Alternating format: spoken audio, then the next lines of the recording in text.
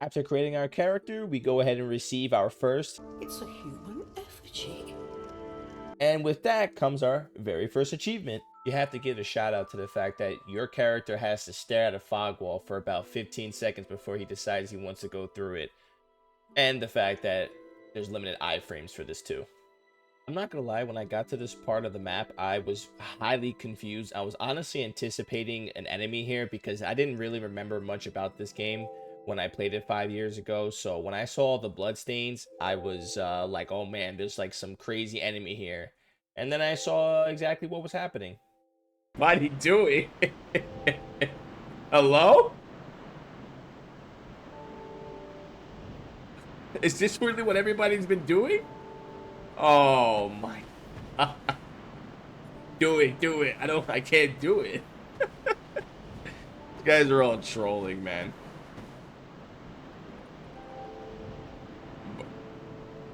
Bruh. We then arrive at Dark Souls 2 version of the Firelink Shrine, Majula. And we go ahead and talk to our frivolous cat lady friend. Go ahead and join the Way of Blue, aka the Covenant of the Meek, to gain our next trophy. The human FPG.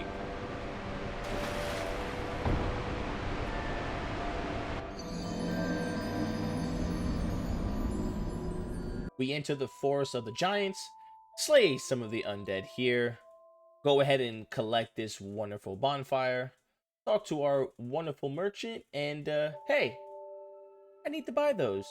But of course, for some reason, because it's Dark Souls 2, you can't sell things to merchant, because why would you? And for some reason, I forgot how humanity works.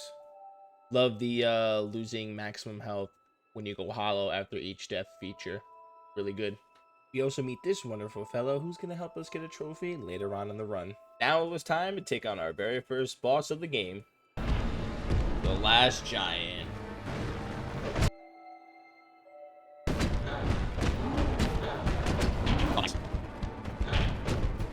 Oh, goodness.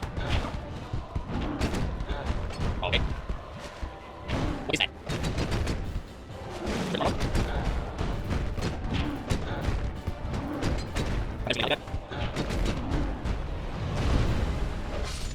Yeah.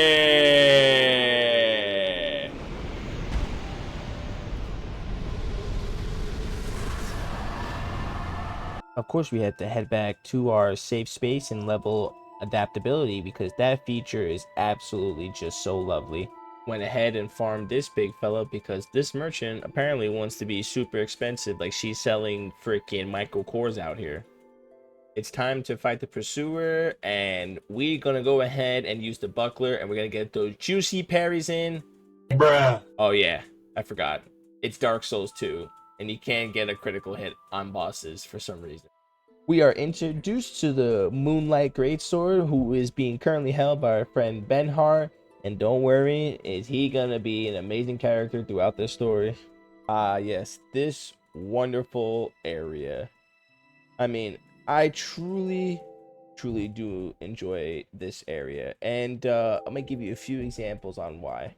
Second boss we are going to be fighting in the game, so I am fully prepared to get a nice good challenge here.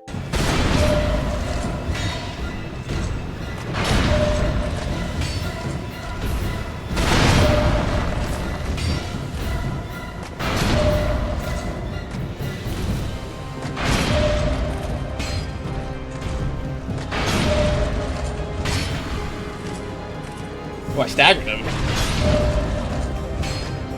We meet the great Licia, the miracle vendor, who is going to provide us with a ton of miracles that we need to go ahead and get the miracles achievement.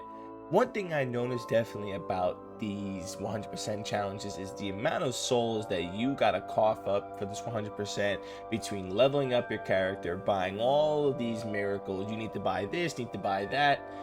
Like I said in my Dark Souls 1 video, they need to have like some type of loan system. Amazing hitboxes, by the way, for Dark Souls 2. Sure. I'm yeah, phenomenal game. I mean, how much down the stairs do I have to be to avoid this fire? Can't forget facing this good old cosplayer. After defeating the cosplayer, we head back to Majula, get some upgrades, head over to the merchant, and we even discover our next trophy by discovering the Covenant of Champions. I arrive in No Man's Wharf, die an incredible amount of times that I probably spent almost this entire stream in this particular location. Talk to Lucatiel. And behind chest number 2.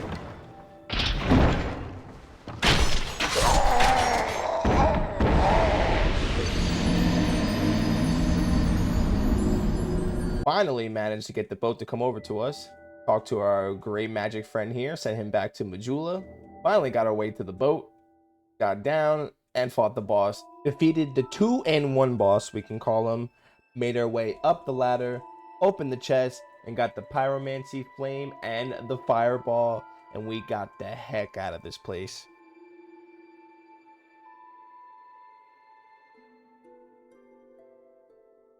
We arrive at the lost Bastile. Yeah, that's right. Bastile. Bastile? Bastile. The lost Bastile. Bastile. Okay, anyway. And then we're going to get an encounter of our first invader. And it's going to go poorly because PvP is super fun. I love the fact that I'm locked onto this person and yet I'm swinging the opposite way. Absolute 9 out of 10 combat. And then, of course, we're going to meet our neighborhood friendly blacksmith, McDuffie. Hey, look, it's Lucatiel again. The Silver Oh, hi, the Silver Sewer! Hi. Hello, my friend. It's the Pursuer. Came back to Majula. Of course, had to visit our overpriced merchant because we needed a particular item. We went ahead and saved this lovely lady from being a stone. And not only that, we were going to get a nice 2-for-1. We were going to get 1 trophy because we had to give her clothes because what a great person we are to donate some of our armor to her. And she was going to be the source of some pyromancies, which were going to help us towards our pyromancy goal. We grab repair. This guy basically just wants you to kill his baby mama. Third time this guy shows up. It's now time to face one of the gang squads in the game, depending on how you play out this boss fight. The Ruined Sentinels.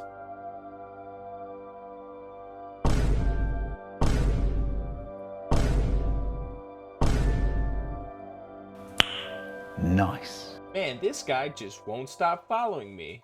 It's time to go ahead and fight our first Primal boss, but just in case you guys didn't know, when you're going ahead to fight the Lost Sinner, there are 2 areas that extend from outside the boss fight, and if you actually go to these 2 areas, you can light up the boss area so it's not as dark, so you'll be able to see the boss a lot better. And just after 2 solid attempts, the Lost Sinner falls, and it's time to light our first Primal bonfire. This sorcerer was blocking a bonfire for us, but he's going to become very useful throughout our entire journey. By 1, he's going to give us a gesture to give us towards the goal of the gestures achievement. Not only that, he's going to be used to take boss souls and to transport them into different magics that we're going to be using. This guy just always wants to fight me. Let's go ahead and put in this lockstone to reveal this hidden wall, which then we can go over, smack it up, open up this door, talk to this little fella, and unlock the Bell Covenant. Defeated the ganking squad of gargoyles. Headed back to Majula. Paid this lady 2,000 so she could change the room for me. Met this lovely fella who's gonna make us buy his hexes. Get there, get there, get there. Get it! Get it! Get me in! Oh! Blocking!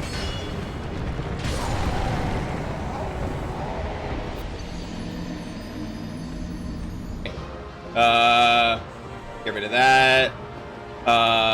Put that on. Leave me alone. Okay, that's, hold on. Hold on.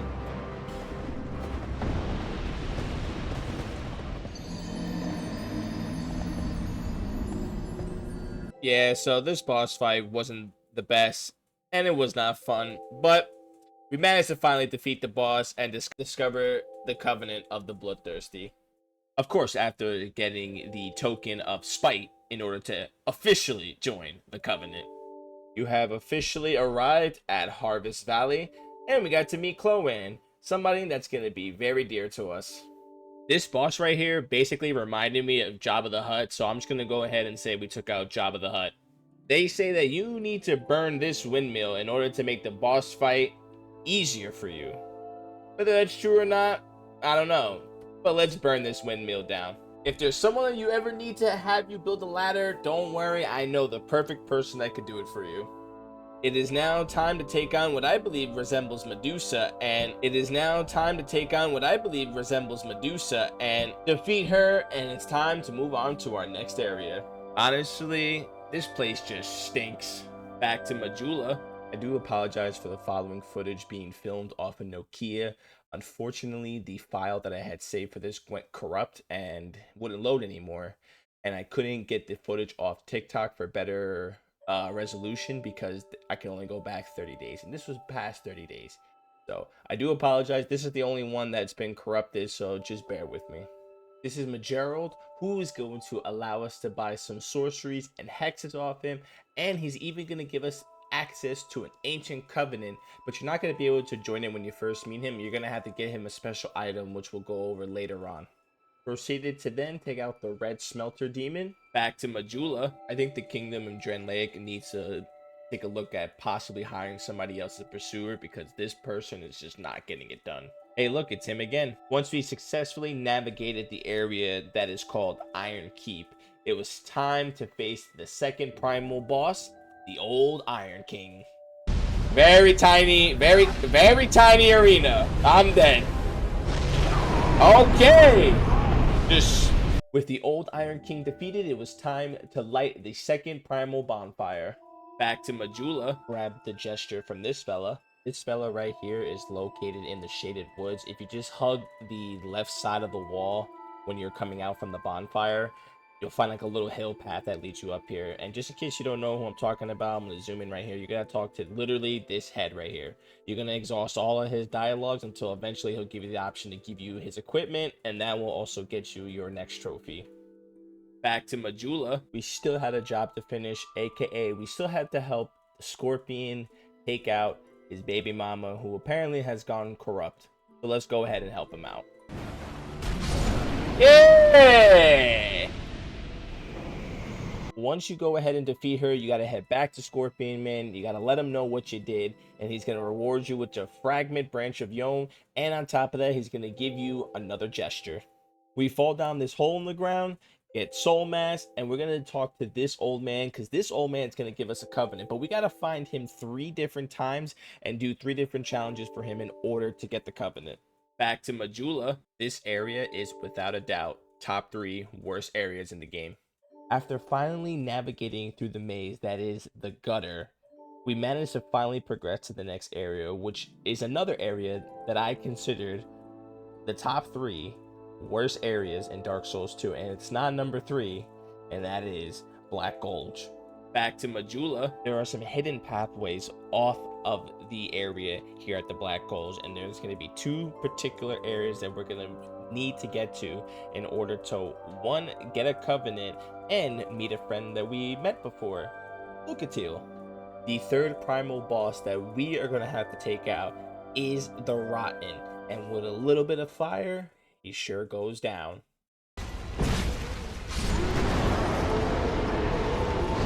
Alright, with the 3rd primal bonfire lit, we only needed 1 more primal bonfire, and that way we can head over to Drangleic Castle. We head back into the Black Gulch, find one of those other secret paths that are off the main path.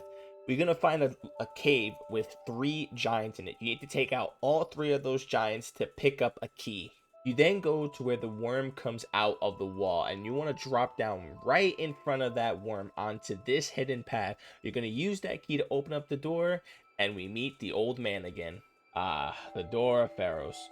The place where you can use your lock stones in many different places, and only about 3 of them actually matter. And not only that, the area is kind of empty. There's not really many bosses, or I really should say enemies in this area. I spent about 20 minutes trying to figure out what door this damn button opened up. We got a call about the essence of rats being in a certain area, so as an exterminator, we had to go ahead and take out the Royal Rat Authority. Almost killed this NPC rat because I thought it was just a regular rat that it was going to come out of his hole and sneak attack me. Thank gosh I did not kill him, and we were able to join the Covenant of the Rodents. Brightstone Coast Seldora is one of the areas that people have agreed upon to be the areas that you're going to go ahead and farm sunlight metal so you can get one of the lightning miracles. Well, this area I don't particularly do myself, but let me tell you something about these sunlight metals. Worst farming I've done so far in the 2 games I 100%. I would rather have to get the Channeler's Trident 4 times than try to farm these sunlight metals in this area, or actually in the game in general. If you're somebody who is not a fan of spiders or afraid of spiders, then you're either going to need somebody either to do this area for you, or you might have to overcome your fear here because there's a lot of them. I think this boss might be at the same status as Pinwheel. But we actually don't go and defeat the boss because of the fact we need our friend Benhart, aka the holder of the Moonlight Greatsword, to help us, because we're going to need to summon him 3 times so we can inherit his armor in order to get the trophy. And of course, get a gesture from him. Now with Benhart by our side, we go ahead and we take out the Pinwheel equivalent boss.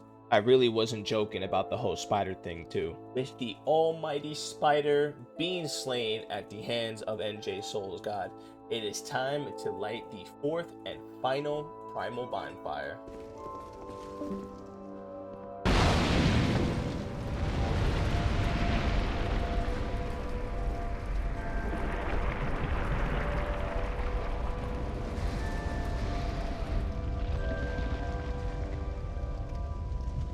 Hello? What the hell is that? Don't worry about him. That's just Aldia, the scholar of the first sin. Just make sure after he leaves, you actually go up and kindle the primal bonfire.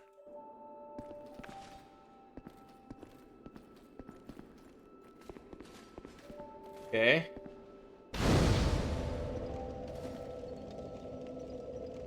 Finally made it to the area that this all went down, Drangleic Castle, where we were going to go ahead and finally meet the king and the queen and get to the bottom of what is causing this curse.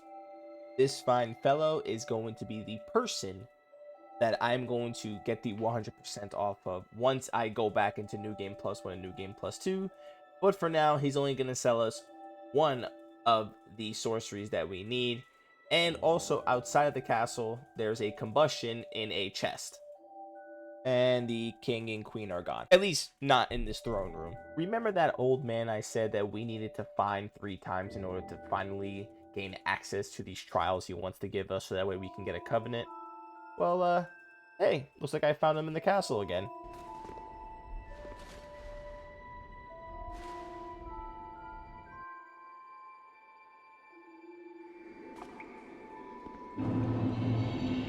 Dark chasm of...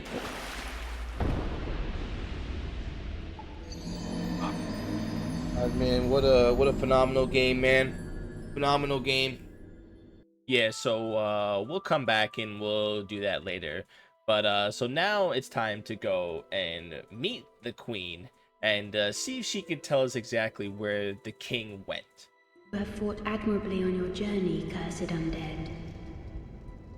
I am Nishandra, Queen of Drangleic. A true monarch carries the weight of their souls. The last king of this land, King Vendrick, as he was called. He found the strength to rule his people, and when the undead were born, cursed, he found more strength to face them. But in the end, he never took the true throne. Visit Vendrick. We have no need for 2 rulers. Okay.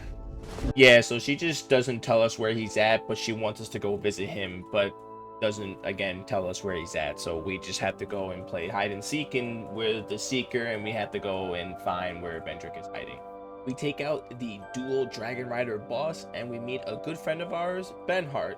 It's time to now go and fight the Looking Glass Knight, but of course we need to summon our good friend Benhart, because that would be 2 out of the 3 boss fights that we need for him in order to collect his armor. I would like to give some good critique for particularly this boss fight, because I know that they actually end up taking this concept to the Spear of the Church boss fight in the Dark Souls 3 DLC, and this is the fact that the Looking Glass Knight can actually summon a real player into this fight, which unfortunately did not happen to me. I thought that would have been really interesting if it did, but I do like that concept. This area right here. This area. Remember how earlier I said that 2 other places were the top 3 worst places and one of them wasn't the third one and the other one's not the second one? Well, feast your eyes, because this area is by far the worst area in this entire game. This area is so donkey ass that I honestly just wanted to turn the game off and not come back for a little bit, because this area is so bad and it's so terrible, with the same 10 enemies spamming the same spell every half a second. And then of course the enemies range in which they aggro you is so far in this game that this area right here made me want to just end the run and just go back to deleting this game and enjoying my time on other Souls games. But we prevailed through. After dying about a good solid 60 times in this area, we finally, and I'm going to say it one more time, finally made it out and went to go ahead and fight the Demon of Song. Undead Crypt. It's this guy again. Vendrick's Guardian. Vendrick's Bodyguard. Once we pass this person, we will finally find King Vendrick, the one that can truly help us bring order back to this world. It is his duty to stop us and anyone from getting to King Vendrick. He is one of the top knights, and I think that this fight is gonna be... And he's gone.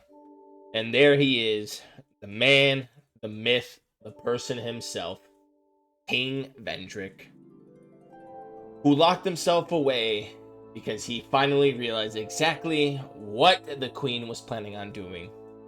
Don't want to reveal too much of the lore because I have a video about that coming up soon. But King Vendrick purposely put all of these obstacles in the way to prevent people from getting to the first flame. So much so that he himself had become a hollow.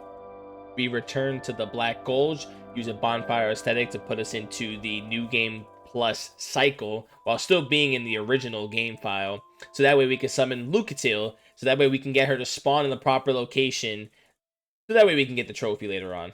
Defeated the Rotten for the second time, except this time side by side with Lucatil. We decided to do the same thing for the Lost Sinner, use the bonfire aesthetic, summon Lucatil. She actually didn't even make it to the boss fight, but that was fine with me, because as long as she didn't die and as long as she was summoned, you could still get the achievement. I guess for this one, I just totally forgot to record this stream because I can't find this one anywhere. So, of course, I had to re-download it again, so I'm going to apologize for the poor quality and the fact that it says 100% Dark Souls 2 on the top of the screen. Again, I do apologize. But now that we've officially fought 3 bosses with Lucatil, we can now officially get her armor, which means we can now also officially get the trophy. Defeated this dragon, spoke to the Firekeeper, crossed this bridge, did the 1v1s, and finally talked to Giant Dragon. This particular Giant Dragon is nothing out of the ordinary. This giant is going to give you the Ashen Mist item, which allows you to go into the memories of far distances. And on top of that, you'll get a trophy for it. Do you guys remember earlier in the video when I was talking to you about the NPC that you meet in Iron Keep, that you need a special item in order to join the covenant that he has?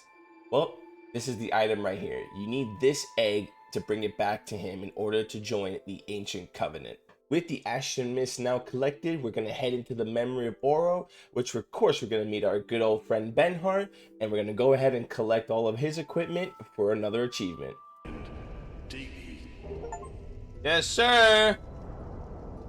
We headed back to Majula to talk to our ladder friend, and to get his trophy, all you had to do was get him from Earthen Peak back here to Majula, buy his most expensive ladder, and exhaust his dialogue. This ladder's not for sale. The only things I see. Okay. Most expensive? Okay. Alright, did it? Oh. Here you are, my friend. Yeah, hey, there you go! His ladder smith's equipment. So this is the fella that we met at the very beginning of the game, the cartographer. And he stays here, and then these little flames on the map, this is also for another achievement. There are 8 of these that you need to light up, and these correspond to certain bosses that you defeat. So the 8 bosses that you need to defeat in order to light up this map and get the achievement are the Last Giant, the Lost Sinner, Old Iron King, Duke's Deer, the Spider, the creepy spider, the Rotten. You have to obtain the King's Ring. You also need to get the Ashen Mistheart, and then you need to defeat Nasandra, aka the final boss of the game, to get this achievement. I also don't want to forget this little note that you must come back and talk to him once you have all of these things accomplished in order to get the achievement. You will not automatically get it once you beat the final boss. You need to come back here before you go into New Game +1 and speak to him to get the actual achievement. We now head into the Memory of Valmar, where we're going to talk to Captain Drummond, and by talking to him, he's going to give us his equipment, which will give us another trophy. Please. Yes, sir! Another trophy in the books. Bosses I want to see. Transient being, you have obtained proof you are worthy of joining our order. You may call yourself one of us, and be proud, rejoice. There it is, the Covenant of Protectors. Oh, yeah. When you're looking at this version of King Vendrick, it may be hard to want to do anything bad to this guy. Somebody who just wanted to do right by their kingdom, who has turned hollow, and he doesn't aggro you. But unfortunately, one of the trophies is to kill King Vendrick. So all you had to do is hit him a couple times, and he'll officially turn into a boss fight. Now, I would want to add that there are souls that you can get to bring down his defenses. So if you go into this blind without getting any of the souls, he's pretty tough to beat. But there are 5 souls that you can get to lower his defenses. There are 5 souls of giants that you can collect to lower Vendrick's defense.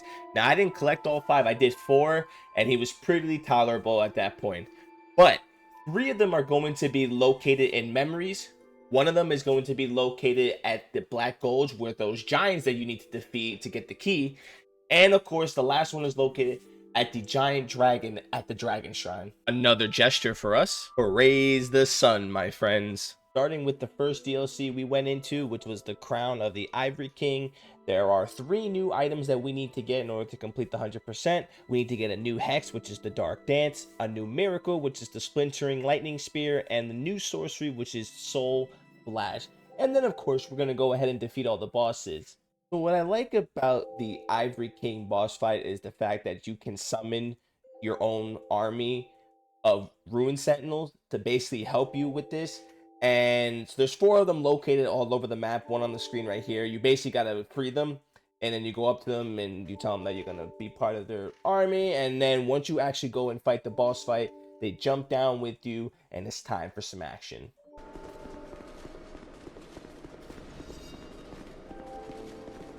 Let's go, my friends, to the chaos.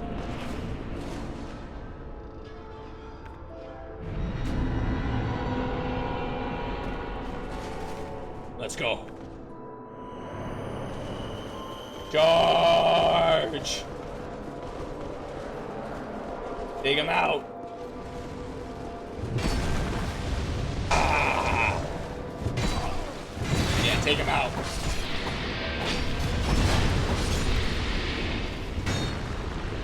Okay, one more. Take him out, boys. Take him out. Get him.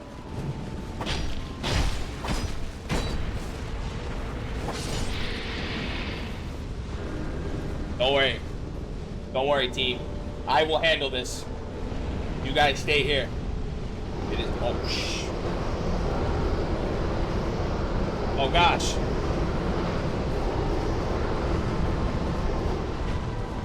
Get him, team. Get him. Get him, team.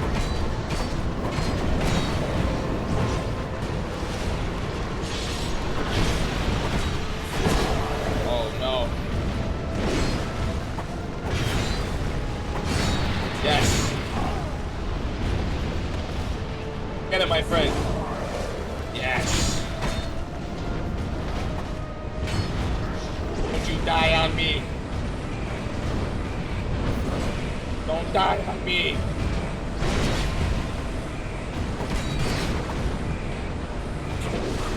No! You killed my buddy. Now you... Yes, sir.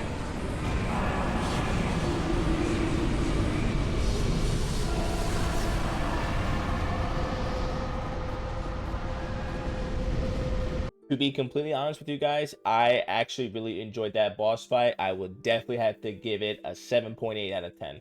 The next DLC we went into is the Crown of the Sunken King. And in this particular area, there are 2 hexes that we need to get, 1 sorcery and 1 miracle. The 2 hexes being the Promised Walk of Peace, the Dark Greatsword, the 1 sorcery being Focus Souls, and of course, the miracle is Denial. All 3 of the bosses in this particular DLC were all donkey ass. There's nothing really memorable about them. But the one thing that I could say is a very good thing is this armor that I got. The Drake Blood armor. Possibly top 3 best armor sets in the game. The final and my personal favorite DLC is the Crown of the Old Iron King. Now, there's going to be 3 pyromancies and 1 hex that we're going to need to get here. And the 3 pyromancies are going to be Fire Snake, the Dance of Fire, Outcry, and the 1 hex we're going to need to collect here is Recollection. Fume Knight for me is probably the best boss in the entirety of Dark Souls 2.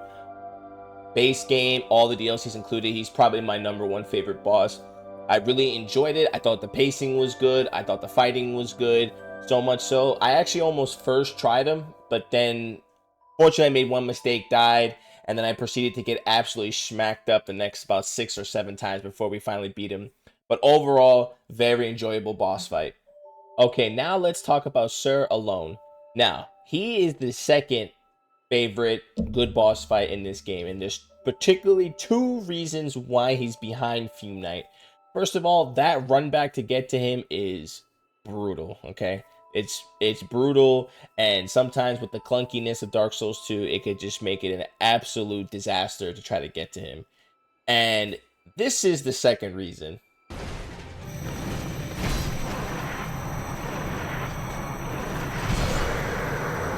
What a joke that was, man. With now all 3 DLCs completed, there was now a little bit of cleanup that I needed to do.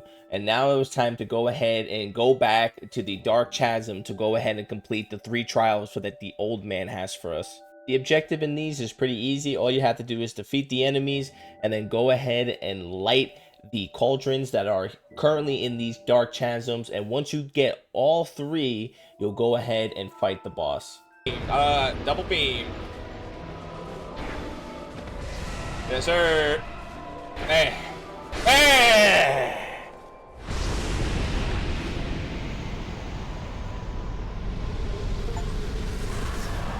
Woo! Let's go.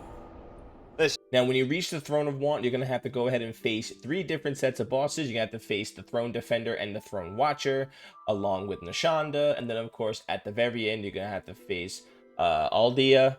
And once you defeat those, you can go ahead and pick an ending. It doesn't matter which ending, you just have to pick an ending to get the trophy. And then we have to go back into New Game Plus 1 and 2 just to get a few more items. Okay, so who in the right mind at the studio decided that for the first time when you beat this game, you are forced to watch the damn credits? Nobody watches the credits. Why are you forced to sit here for 15 minutes staring at the credits? But after, then you can skip them. But for the first time, you gotta sit here and stare at them for 15 minutes. Whose idea was that? Get him out of here. There it is. Light all the flames on the map. There you go. Light all the flames on the map. W trophy. Dark Dance. There it is. Learn Master of all hexes. There you go. Learn all hexes. So basically at this point, it's just speed running the game, doing the absolute bare minimum just to get to certain parts of the map so that way I can go ahead and collect the remaining trophies. But I do want to touch up a little bit about the PvP. So for one of the covenants, the Bell Covenant, you have to successfully defend the bell tower from 30 invaders. Now there is an AI NPC that does spawn every once in a while that you could get it off of, but surprisingly, I was able to get a lot of actual human invaders to the bell tower. And let me tell you something. Dark Souls 2 PvP was actually some of the most fun I've had during this run. And I enjoyed my time doing this, so much so that first of all, it made this part of the challenge go by faster because I didn't have to sit here and keep constantly going to the bonfire hoping that the NPC would spawn. And overall, most people were pretty good and nobody was actually toxic. Master of Sorcery. Learn all the sorceries. When I entered New Game Plus 2, instead of going and beating all of the 4 main bosses again that we need to do to get into Drangleic Castle, we just kept bullying the Rotten. We would just beat the Rotten, go back to the bonfire, hit a bonfire aesthetic, go back, beat him. That way we can get the required souls, so that way we can skip all the other bosses and just go right to Drangleic Castle. Yeah, okay, here we go.